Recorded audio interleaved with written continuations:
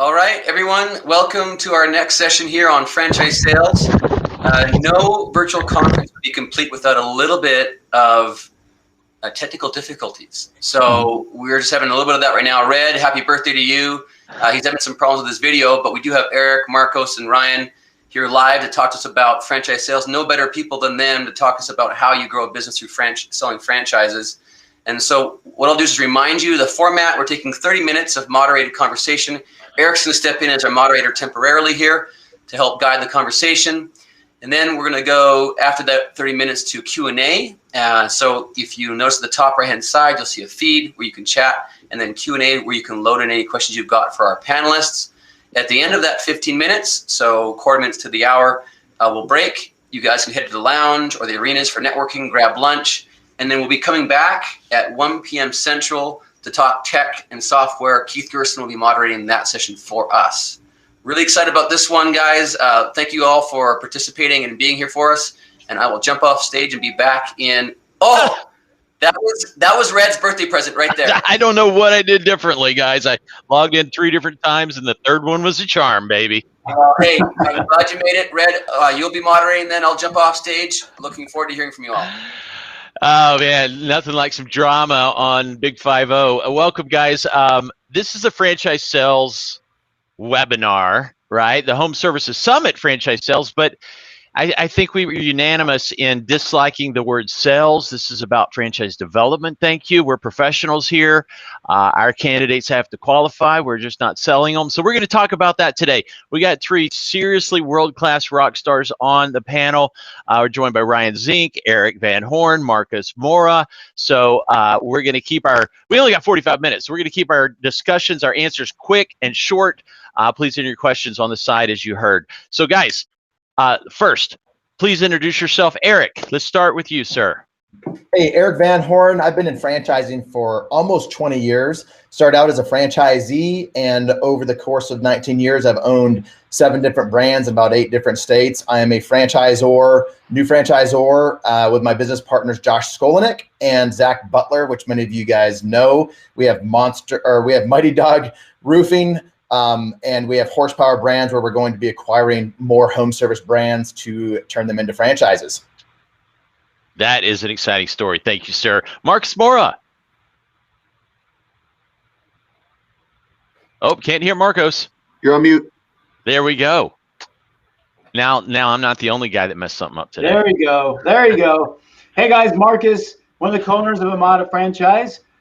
We started franchising in 2012, and we've grown to around 120 locations throughout the country, and excited to be here. Excited to have you, Marcos. Can't wait to see you in person, bro. And Mr. Ryan Zink. Hey, everybody. Happy birthday, Red 5-0. That's huge. Ryan Zink, co-founder, CEO of Franchise FastLane. We are an outsourced franchise sales organization. Like Erik, been in franchising slightly under 20 years. Started as a franchisee, been a franchisee a few times, had a part in 25 different franchise locations, have been a co-owner of a service brand to franchisors twice, and have been a franchisor once. Co-founded Complete Nutrition in 2005 and had a successful exit at 200 units in 2015. Awesome, Ryan. Thank you, sir. And we're going to thrash through this. So I got my cool thrasher hat on. All right, guys. Red Boswell, president of IFPG, the International Franchise Professionals Group. We're the largest franchise consultant, advisor, broker group out there, providing thousands of new franchisees each year to wonderful franchisors. So we're having a ball, changing lives, introducing people to the wonderful world of entrepreneurship. And I get to do that every day. I'm living my dream. Gang, we are here to talk franchise development. Let's hit it straight between the eyes. I'll start back with Ryan. Ryan, what does a home services candidate want to hear? Well, first, let's just talk about any candidate, and that's going to be our franchisees making money and what's validational. So, my first piece of advice is if those 2 things are not figured out, we shouldn't really be considering too much for development yet, right? It's about focusing on those 2 core functions. Past that, home services candidates, and by the way, we work with a lot of. We probably have over 1,000 candidates at any one time looking at home services brands.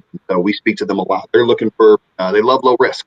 They love the idea of home base. They love the idea of the depreciation benefits. They love the idea of the resale of equipment. I don't want to steal it all because I know these other guys are going to have some ones too. Let me just point out a couple of biggies. One is licensing. You know, we work with brands many times in home services that are going to have licensing requirements. And a franchisee is not going to want to have to, one, go out and get licensed. Well, I shouldn't say doesn't want to. Many times that's going to be a barrier. And if it's an employee of theirs that's going to have the license, they don't want to dependent or, you know, if that employee were to leave, so goes their licensing. So I would say a couple of the big ones there are make sure if you're a home services brand, you have licensing figured out, whatever dates you want to develop. And if I see a couple more on my list that are not spoken about by Marcos or Erik, I'll come back and bring those up. He's got a list, guys. He came prepared. Marcos, home services brands. What does the candidate want to hear? So I'll take you to one thing that we do when we first get our candidate on our first webinar. I'll go back to, you guys remember the movie 8 Mile with Eminem, where he does a rap battle? Well, I actually showed my kids that part where he starts rapping, and what he does, he says everything that's horrible about himself. He says, yeah, my wife or my mom is drug addicted, I'm white trash, I'm this, and he says all these things, and then he goes to the guy that he's rapping with, and he goes, now you go. And the other rapper can't say anything bad about him because he's already said everything. What I mean by that is what we do, and when somebody comes to our webinar, the very first thing I talk about is the home care, because we're in home care. The home care market is saturated. There are way too many home care companies, and it's incredibly competitive. And I kind of dropped that, and people are like, what? Like, why did I come and listen to this guy tell me that there's not an opportunity? And then we go straight into, now that you know that, let me tell you what our differentiation strategy is. And actually spent our entire first webinar talking about how we differentiate from the competition, because I want that to be the very first thing that they hear, is acknowledging what they're already thinking, which is there's way too many home care companies. I'm like, yeah, there are. And then I go into our differentiation. Only after that do we go over, you know, how much money they can make and all that. Because I gotta clear their mind before I'm able to get myself in there, so they continue going through the discovery process. Marcos, I swear I got goosebumps when you're telling me that. I think I must have stolen that from you, because I use that same scenario in training in my kids and folks I work with, consultants. I seriously do. So I must have stolen that from you. I thought I came up with it myself. The whole 8 Mile story. It's genius. It's pretty great, right? Tell them everything that's horrible about you, all the problems, everything. Let's get it out of the way. Now we can move on. You're overcoming objections before the objections are thrown out there. I think I stole it from you, Red. Yeah. You are older than me by quite a few years, I think, right? I think 6, 7, 8 years older. But I have a young person's hat, so that counts for some. Erik, how about you, my friend? You got a massive experience of success in this arena. Well, what you guys just said, I think that's going to be, we probably should hit that later on, about hitting objections before we're in the objection handling phase. So that's a key that, you know, I didn't learn for many, many years after I had started everything. But home services, what do candidates want to hear? Quicker cash flow. Like compared to retail, compared to any brick and mortar, it's so much quicker cash flow for them because they don't have to spend the time finding a location, negotiating a lease, and that leads to lower risk, which what Zink was talking about. I mean, the risk on retail is becoming apparent to everyone out there. And I think that's one of the reasons so many people are flocking to home services. COVID or not, people that are in brick and mortar right now, they are feeling the impact of having to pay rent without things being open, without generating revenue or as much revenue. I also think some of the other things that I've seen these home services candidate wanting is the ability to expand and not just in their own market, but to other home service brands. And we're seeing a lot of that out there, right? And so they can either expand to another franchise in the same family, or just do some things on their own. And that is really attractive to people out there. And two more things real quick. That low overhead, so lower risk, but low monthly overhead. You just don't see that in brick and mortar, and in many home service brands, it really is a low monthly overhead. And then the final thing that I'll say is everything that the franchisor can do for them, they take off of the plate. If a franchisor can do it for them, a one-time thing that the candidate really has to do as an owner. Maybe it's finding certain types of employees or doing certain types of thing. If the franchisor can take that off of their plate so the franchisee can focus on the things that drive revenue, they love to hear that. That last one is so solid. I couldn't agree more. When I was a Zor, I asked new buyers at the end of training, new franchisees, what was the number one reason you bought this? And I had 10 in my head of why they bought it. And it was almost every single time that number 11, you guys do the heavy lifting. You take so many of the things off my plate and just allow me to do the job, allow me to do the business and market the business. Y'all do everything else. That's great. So I'm sure there's some stuff that we didn't hit, Ryan. Anything else? You know, I think it goes back to what Erik said around how does the franchisor provide things they don't want to do or can't do on their own. Call center is a great example. Many times we're looking for call centers for our franchisors. And I would encourage any of you that have a call center, figure out a way to make it success-based. That's a hurdle we see from a lot of candidates, right? I got to pay X amount every month. I'm not sure what the outcome's going to be, as opposed to those that either bake it into the royalty or figure out a way to do it on booked appointments or closed jobs. Those seem to get a much better reception from the candidate. And to Erik's point, they want cash flow and they want to understand how they're going to get the cash flow. So how am I going to acquire a customer? Let me hear from you how I'm going to acquire a customer, and then let me hear it again in validation. We like to call that the promise meets the experience, right? You always have to make sure that if you're promising them something in the process, the experience when they speak to the franchisee is not going to be contradictory, because as soon as it is, you lose all credibility. Other things, recurring revenue, national accounts. Does the franchisor help with collections, or is it paid directly by insurance companies so the franchisee doesn't have to worry about it? Those are a few others that I had on my list. Awesome, Ryan. Thank you. Don't you love how we're all talking so fast? We're trying to cram everything in here. Guys, there's a lot of emerging brands on this call. And all of us, it's time to update the FDD. So you're going to hear some stuff like you just heard from Ryan that you can literally, I mean, it's a big change, something you're providing or the way you're pricing your model or charging the Z's, moving it to a success model rather than just a flat model, a fee on a call center, for instance. So great. You may look at it and go, oh man, we can't change that. It's part of our model. Dude, it's the time to change the FDD right now. More changes are made in February than any other month of the year for that March and April ultimate launch of the new FDD. So you can make some serious changes right now. Guys, moving to the second one, another topic, completely different world, discovery days, home service brands, virtual, live. Now, back in March of last year, I mean, COVID just hit, world's going crazy. Ryan Zink and I jumped on a call, and Ryan already had a master plan that he shared with the world about how to do a virtual discovery day. It might have been the most popular webinar I've done. It got so much play. He's done it a dozen or two times since then. Ryan, let's start with you. Discovery Days, virtual live home service brands. You bet. Well, first off, right now, I'm going to put a link in the feed. So anybody that wants to learn more about this, go ahead and click on that link. That's going to be a video of Carrie Gilly, the co-founder and president of FastLane, doing about a 10-minute video of everything virtual. So we break it down into 5 parts: preparation, education, experience, tour, and one-on-one, and you'll hear all about that. I'm going to focus on one thing specifically today, and that is, how do you get to know the candidate virtually, right? It's becoming more and more accepting from candidates that they're willing to do this virtual, and some prefer it virtual. In fact, it's made lives a lot easier for a lot of people, and they're just comfortable with that. But a lot of times afterwards, we get on with the leadership team of the brand, and they say, man, we just don't feel like we know that person yet. All right, I shouldn't say a lot of times. That's what was going on in the beginning. And so we really put some strategies in place to say, what is it that we need to do to make sure that we know these candidates well? So just little strategies. For instance, we don't do dinner anymore because it's virtual. So we host a happy hour the night before. The happy hour is about engagement. It's about asking questions to the candidates. It's about seeing personalities and smiles and, how they interact with each other. Those things are so important when you're deciding if you're going to be a partner with somebody for 5 or 10 years as a franchisor. Also, we ask the decision makers to stay on. Early on, our decision makers, they'd come in, they'd give the vision story, and then they'd bounce, right? And then they'd come back at the end for a 15-minute one-on-one, and they'd tell us, I really don't know this person. Well, yeah, that's because you didn't sit on there for the other 6 hours that we hosted when that candidate was there, getting to know them. So make sure the decision makers have time blocked out to be on there.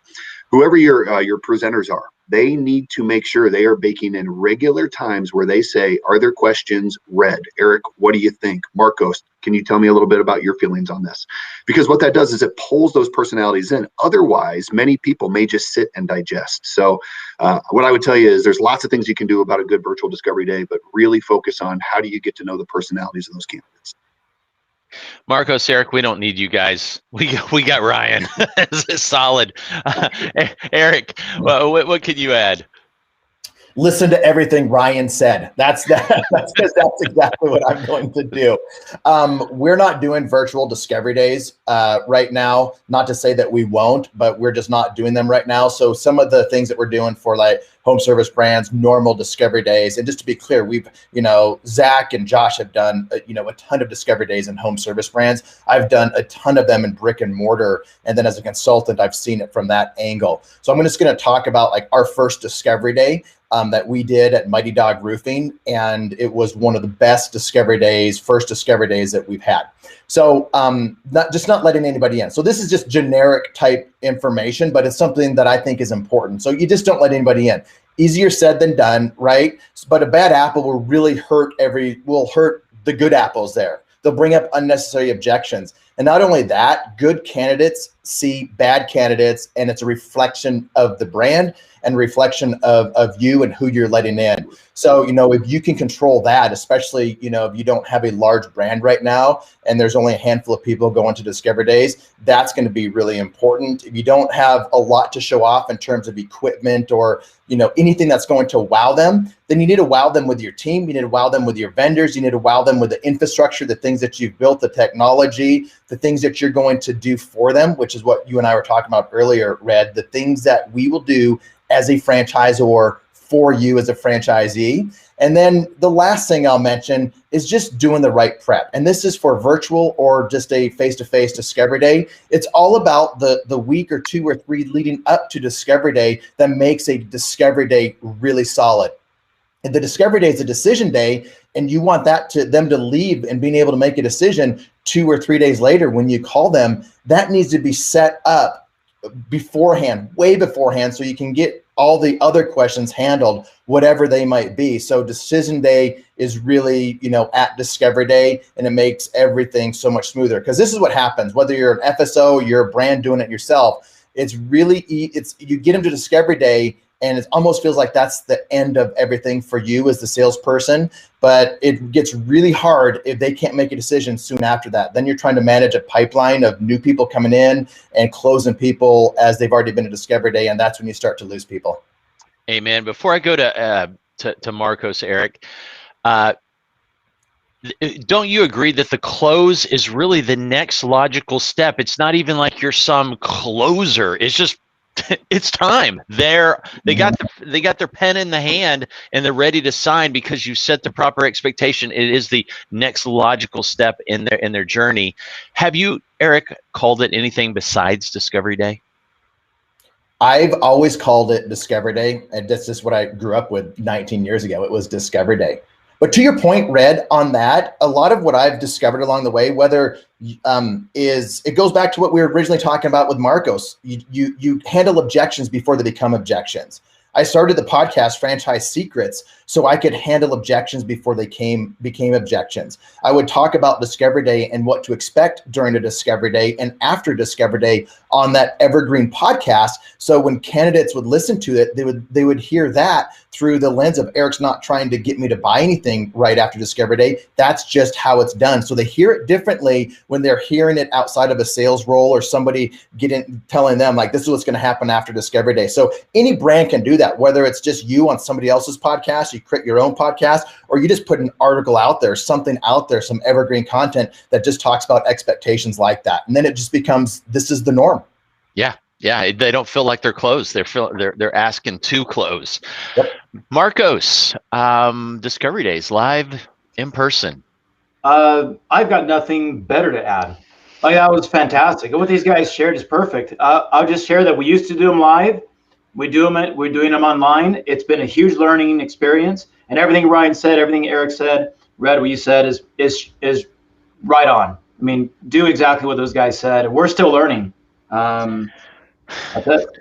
Amen. Well, Marcos had an idea before we got going here to talk who uses FSOs and why, as well as the consultants or broker world. So that's a big topic in Fran Dev. Do we keep it in-house?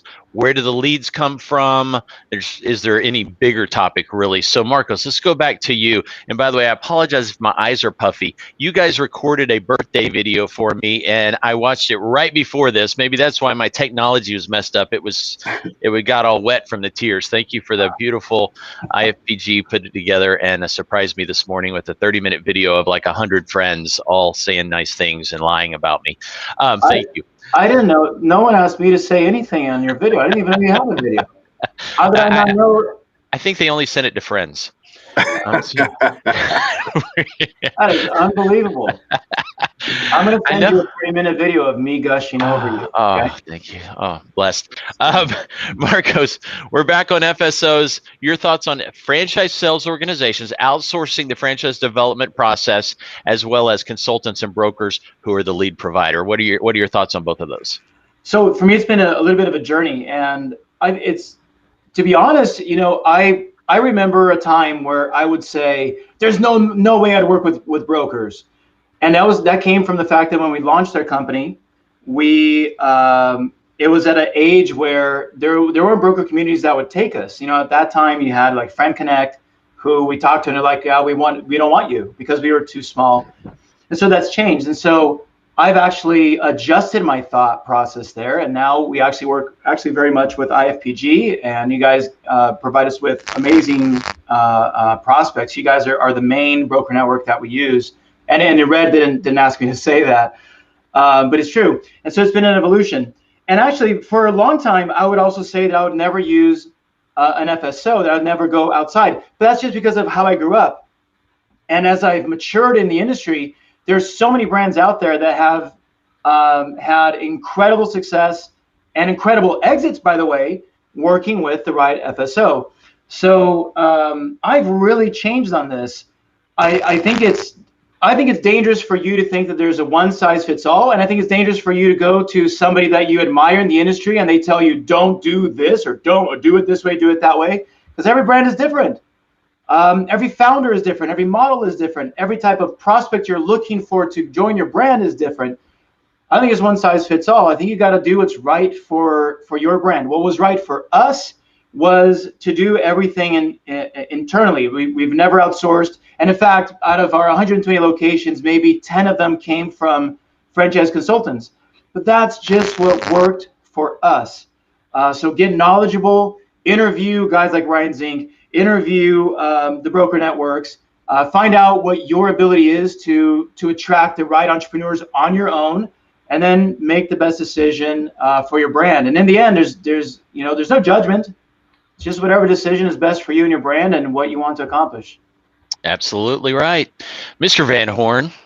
Yeah, so I'll kind of take this from the similar angle, not like how to best use FSOs and referral consultants, but just kind of like, experience with it. So there's no faster way to grow, right? I mean, there's some stories out there with brands that are growing without an FSO and without an experienced franchise development team, like Crumble Cookies. Like Crumble Cookies is, in my opinion, one of the fastest growing companies, franchises out there that is not using FSOs and is not using an experienced franchise development team. But there's a huge learning curve if you are a franchise starting to sell your candidates into your brand. There's just such a massive learning curve without an experienced FSO or an experienced franchise development team. So at the very least, I would have somebody on my team that's experienced in franchise development, meaning they've sold 50, 100 franchisees in the past, and they understand it. And they've done it not just as a salesperson, but they've taken them from the beginning to discovery day to closing and all of that. I see too many CEOs, founders trying to do it all themselves. Now, so we know using FSOs and consultants are the fastest way to grow, but there's a time when you need to do it, right? And for us at Mighty Dog Roofing, we're doing that from day one. But we've got the capital, we've got the experience, and we're ready for it. But very few brands are ready to go from 0 to 40, 50 new franchisees their first year. And you can do that with the right brand, with the right FSO, and then you can grow that fast. But is fast the goal? When fast does become the goal, FSOs and referral consultants are amazing. Man, it's like you have experience with this or something. Ryan Zink, founder of one of the largest and most respected FSOs in the world, help us understand FSOs and the broker community. Yeah, thank you, Red. And I could not agree more with what they just said. You know, I think too often people say, I'm going to use an FSO. I'm not going to use an FSO. I'm going to use brokers. I'm not going to use brokers. And they paint it with this broad black and white brush. And it is so much in the gray. It has to do with so many variables. Erik just mentioned one. How fast do you want to go? Fast in most cases is the worst thing you could do. You know, and too many times I think people believe that I'm going to knock on a consultant or a broker's door, I'm going to knock on an FSO's door, and then immediately they're going to be hounding me about let's work together. And that's not how it works. This is a dating process. This is something that has to be beneficial in both ways. And we go through an extensive process to understand, is a franchisor a good fit for us, and are we a good fit for them? We know it. We have responsibility on our side of the street. When we ask a franchisor to go through the lead generation efforts that we ask them to do, it's going to cost them money. It's going to cost them time. We have an obligation back to them to produce results. And of course, at the same time, if we're going to dedicate those results, we want to make sure that it's going to be beneficial for the ZOR, for us, for the franchisee, for any consultants that are involved. So I just can't stress enough that this is not a black and white brush. It's either good or it's bad. It's so much is in the gray. To give an example on that, last year, and I don't mean for this to deter people to call us, because we want to have all the conversations and educate people on what we're looking for. But last year we spoke to 157 franchisors and we partnered with 7 of them. It just goes to show how rigorous we are in understanding, are they a fit? Now, the type of growth we bring might be different than another FSO, so consider that too, right? Is it a franchise FastLane brand, or is it another FSO brand, or is it an internal team but going out to a consultant group or multiple consultant groups? So the only thing I would share with you is, educate yourself on all the opportunities. Ask people that have worked with those groups before. There's just like validation is the most important thing in franchise growth. So is it in choosing a broker partner or an FSO partner, and then really evaluate and look at your goals, look at your resources, and say, is that going to be beneficial to everybody involved? And if you think it is, great. And the last thing I'm going to say is, too often that brush is painted that, I think Marco said it, don't use FSOs, don't use consultants. I just quickly, again, made a little list. And in the last 3 years, we've taken 11 brands. I mean, we've worked with probably 20 plus brands, but 11 of them have grown from fewer than, call it 25 units to nearly 200 in 3 years. That is not growth that is meant for every franchisor, but I bet you could knock on every one of their doors and say, if you could do it again, would you? And all of them would say yes, because of the lives that they are changing through franchise development, and of course the value they've created for their own brand. So many times I talk to multiple ZORs every day for years now, and I'm sitting there, and if I may be just transparent as can be, without trying to sound like I'm a know-it-all, I cringe listening to some of them and the cluelessness of them. Hey, and most of them know they're clueless. I mean, it's no surprise to them.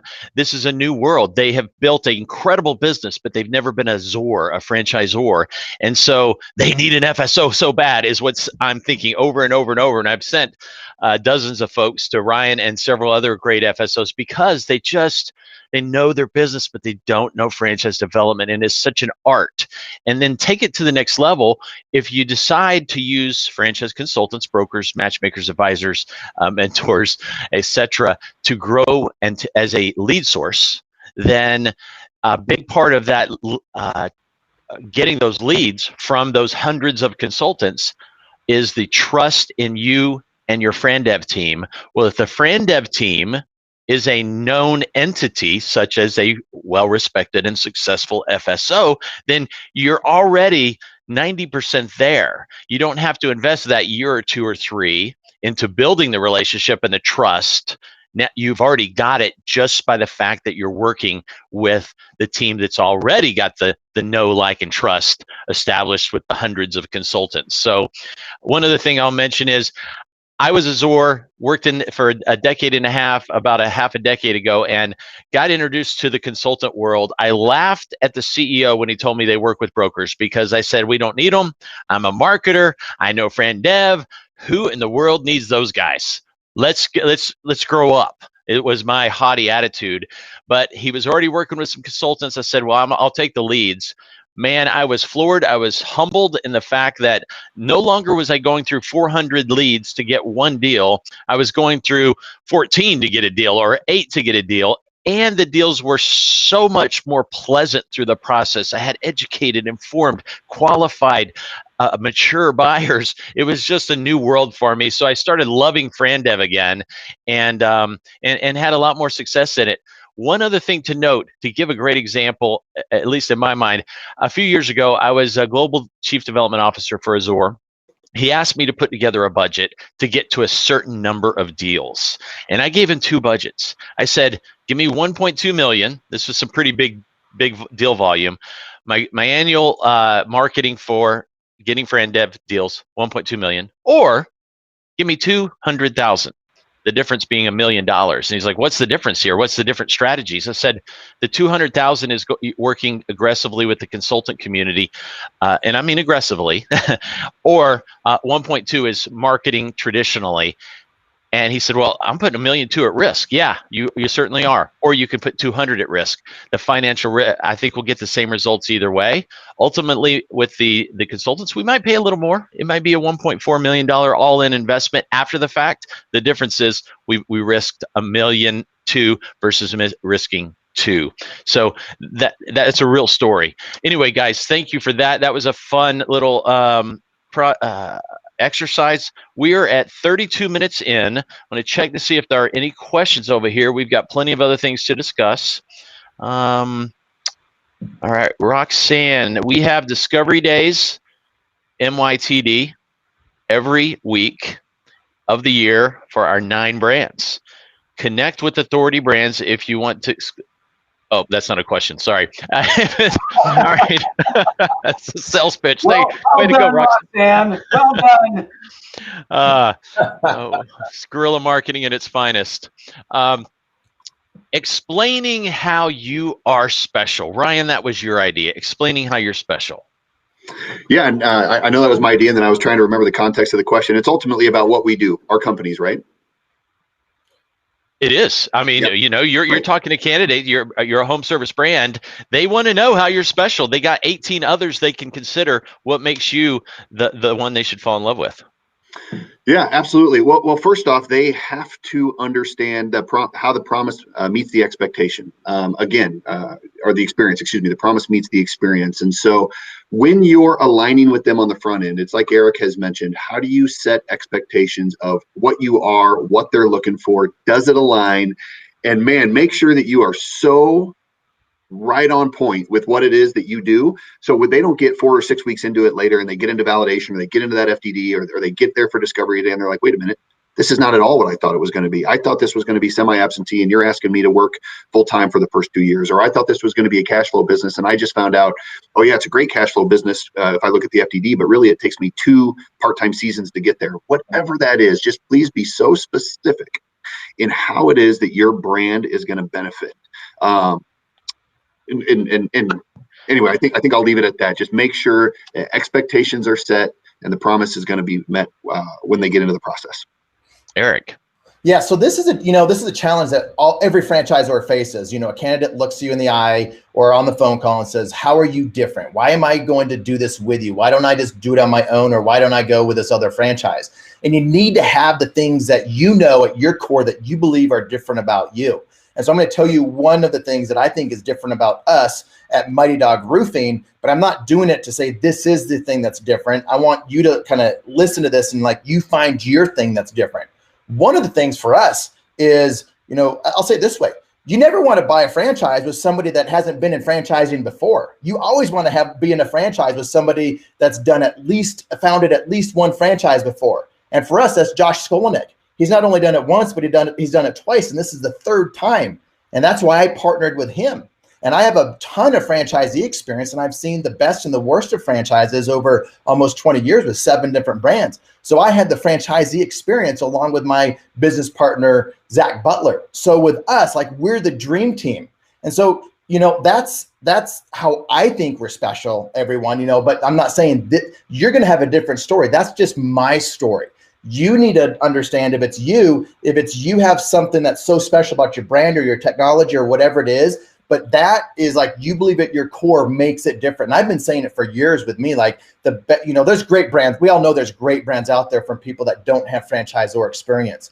But I've also seen some of the best opportunities as a consultant. I look at things. If a franchisor was successful in one brand, happy franchisees, successful exit, and they're doing it again, I will be more likely to bet on that person. And a couple just quick, some bullet points, Red. Technology. If you can have technology, like a really solid dashboard with their KPIs to help them run their business, and you have APIs for all the different technology that you're running out there, that is very helpful to them. That's special. And then like for us, another thing that we're doing is we are helping them be entrepreneurs, be successful business owners. A lot of people that come from corporate America, they're used to hiring and firing, but it's not their money on the line. It's not their dime, or they've been doing it for $100,000 a year employees, not $20 an hour employees. So it's different once they get into that environment. So we're helping them with management and leadership and the financial, basically business 101. And then finally, like, we are building things the right way. We have that franchisee experience, so we are doing more for our franchisees than anybody else out there. And so what I mean by franchisee focus, if we're making a decision at the ownership level, we put ourselves as a franchisee. As a franchisee, would I be happy with the results of this decision? And that's our filter. Thank you, Erik. Well, explaining how you're special, Marcos, most people feel you're quite special. Can you explain how you do that? Thank you, Red. So it's a great question, because I think specifically when somebody asks me, how are you different from the 50 different home care companies out there? A lot of times I'll actually go back to what it isn't. So, and I'll be very honest with them. I'll say, well, actually, the technology we use, a lot of our competitors use as well. And I go through all these things that don't make us special, because I know they're thinking about them, and I want to recognize with them. I'll say, I'll even say, I don't think our training is better than Visiting Angels. And they're kind of going, where is this guy going with this? And then I'll nail down the 2 or 3 things that really are the 90 degrees of separation between us and everybody else. So it kind of goes back to the 8 Mile thing of I readily admit to my prospects the things that are exactly the same. We hire the same caregivers. I'll tell them, you're going to share caregivers with Visiting Angels. You're not going to be any more special than they are. And when I nail the specialty, what I also make sure of is that when I nail the 2 or 3 things that make us special, I want to make sure that I am transmitting those to my prospect in a way that makes them realize that they can execute on that difference. Meaning, for example, our sales strategy is different from everybody else out there, the way we execute the sales strategy. If my prospect hears that and goes, well, I can't execute that sales strategy, you've lost the sale. So your differentiators have to grab your prospect in a way that makes the prospect go, that's me. Like, they're going, yes, I can execute that. I know how to do that. And obviously that's what we're setting up, right? Is making sure it's the right prospect. So I guess that's how we do it. To piggyback, I was looking at, by the way, Red, you know, the questions are on the Q&A tab. You saw that? I got them. Yeah. Thank you. So thank you. About what makes you, Red, go ahead. Well, while we're on you, Marcos, Discovery Day length, virtual Discovery Day length. Richard Hansen asked that question. How long is yours? We've gone too long. We were doing them from 9 to 2, and it seems to us that it's been a little too long. So I'd like to hear from everybody else. I'm still trying to figure that out. Erik. We don't do them. Zink, tell us. The answer again is. How long is your Discovery Day live? Yeah.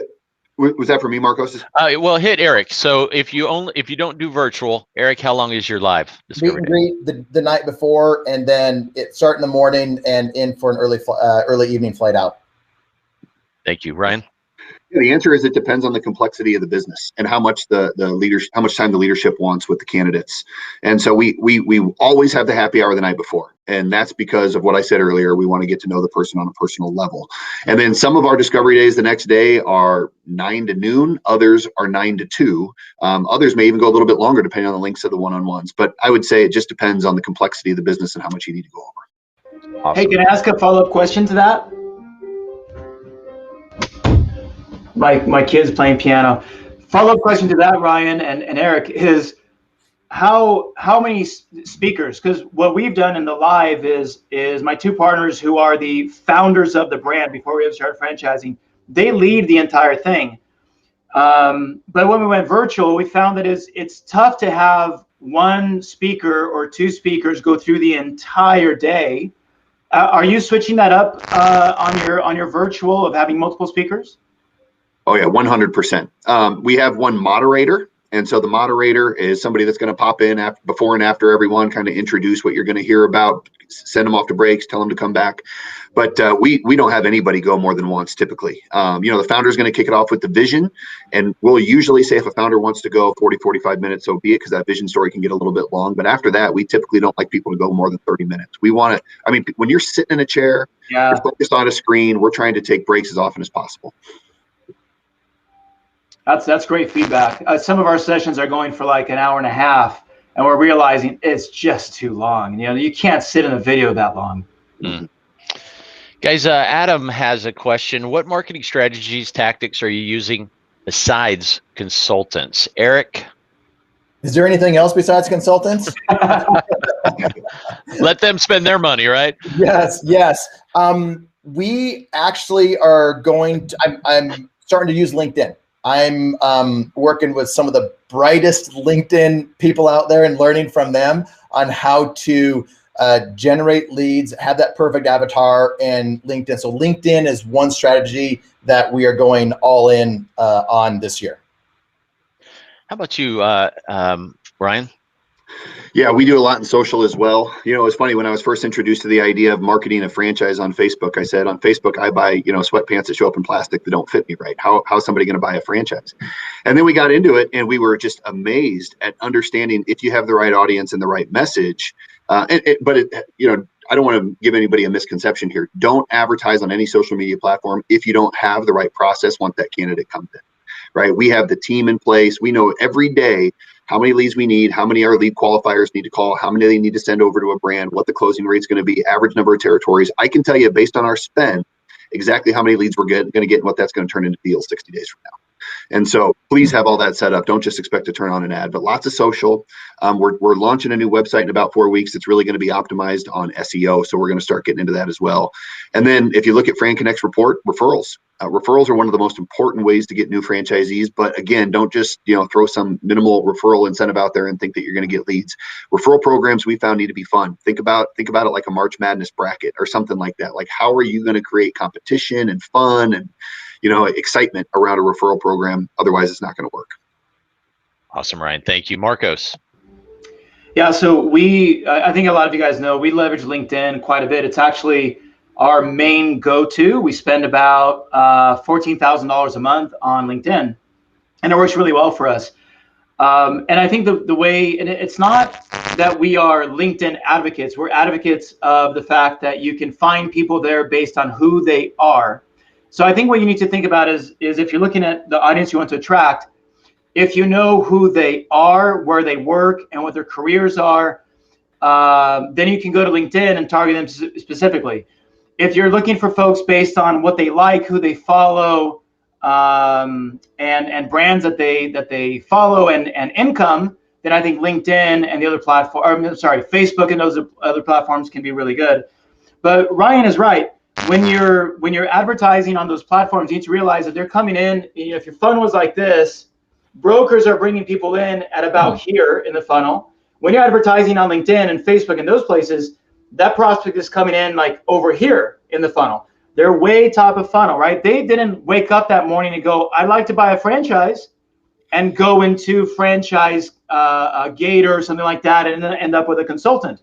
These folks woke up, they're on their Facebook probably way too much, or on LinkedIn, and there was a message there saying, I might have an opportunity for you. So you got to warm them up. There's a whole different process to handling those leads as opposed to handling a lead from a broker or somebody else.